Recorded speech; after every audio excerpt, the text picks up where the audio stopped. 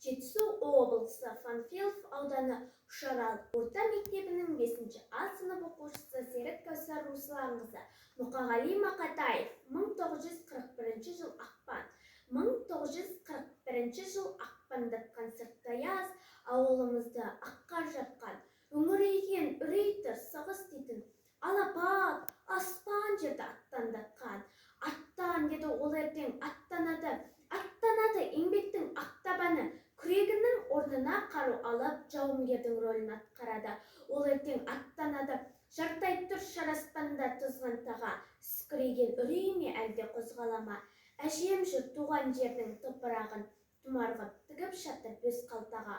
Ол отыр, аямаяқ ішіп алған, санасын мазалайды күшік арман.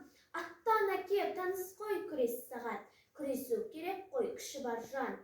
Сені қалай жұбатам аңыра ана, сауқат деп тәңіріңе жалынана.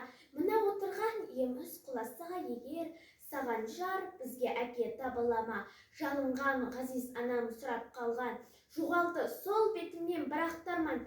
Сенбеймін әкең өлді дегенге мен, себебі ол үйімізден тыр аттанған.